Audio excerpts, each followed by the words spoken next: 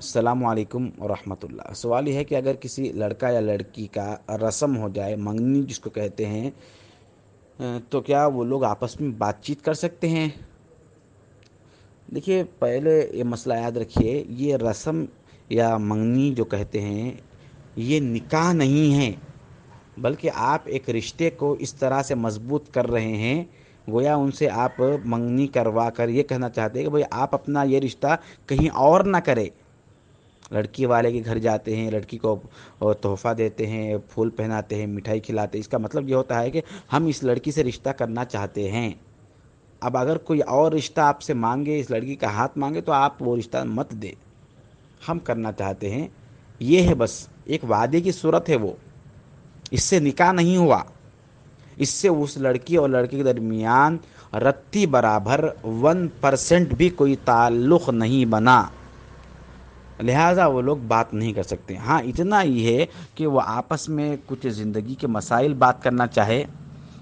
مطلب لڑکا بتلانا چاہے کہ بھئی میرے یہ عادتیں ہیں، میرا یہ پروفیشنل ہے، میں اس طرح سے رہتا ہوں، تاکہ آپس میں بعد میں جب شادی ہو جائے تو ان کے درمیان کے مسائل برقرار رہے۔ اسی طرح سے لڑکی کو لڑکا دیکھنا چاہے یا لڑکے کو لڑکی دیکھنا چاہے تو صرف ایک نظر، کیسے ہے، کس انداز کے ہے، اتنا دیکھنے کے لیے ہے بس۔ ایسا نہیں ہے کہ روزانہ آتے جا رہے ہیں، روزانہ دیکھ رہے ہیں اور راتوں میں گھنٹوں بات کر رہے ہیں اور چیٹنگ بھی چل رہی ہے اور پارکوں میں مل رہے ہیں، جہاں موقع ملا وہاں مل رہے، ہنسی مسخرہ پن ہے، تنہائی میں بھی وقت گزار رہے ہیں، یہ درست نہیں ہے۔ ضرورتاً جو بات کر لیے پہلی بار ختم، وہ ایک بات میں ضرورتاً جتنی ضرورت ہے اس سے بڑھ کر ایک حرف بھی اضافہ بات کریں گے تو وہ گناہ میں شمار ہوگا۔ جتنا آپ دیکھ لیے ہیں پہلے، ختم، وہ دیکھ لیے، برخاست ہو گیا، پھر اس کے بعد پھر دیکھنا چاہے آپ، بار بار دیکھنے کی خواہش کرے، یہ بھی گناہ میں، بد نظری میں شمار ہوگا۔ یہ نکاح نہیں ہوا، یہ صرف تو رسم ہوا ہے۔ اب وہ لوگ جو ہے رسم کے بہانے راتوں گھنٹوں بات کر رہے ہیں اور جہاں چاہے مل رہے ہیں، ملاقاتیں کر رہے ہیں، اور دونوں کے والدین بھی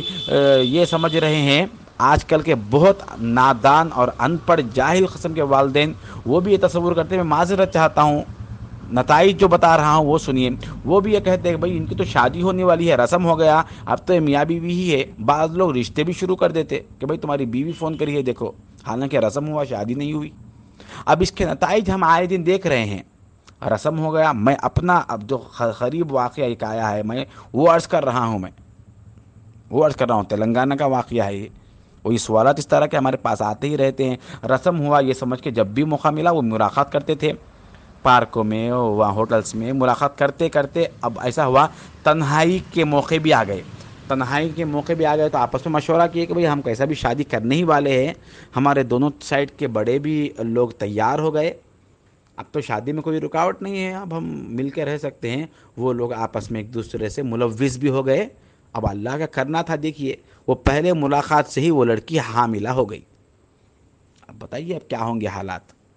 اب وہ سب ہونے کے بعد اب مسئلہ پوچھا جا رہا ہے کہ یہ بچے کا کیا حکم ہے، وہ بچہ ولد الزنا شمار ہو گیا؟ نہیں، یہ لوگ تو آپس میں شادی کرنے والے ہیں، بچہ تو حرام کا ہے،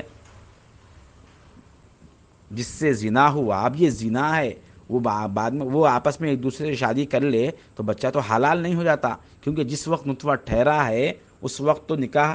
نہیں تھا، تعلق نکاح نہیں ہوا تھا۔ لہذا اس طرح کی برائیاں بعد میں بہت زیادہ پھیلتی ہیں، ہرگز اپنے آپ کو شیطان اور نفس محفوظ نہ سمجھے، شریعت پر بھروسہ کرے، اپنے ذات پر کبھی بھروسہ نہ کرے۔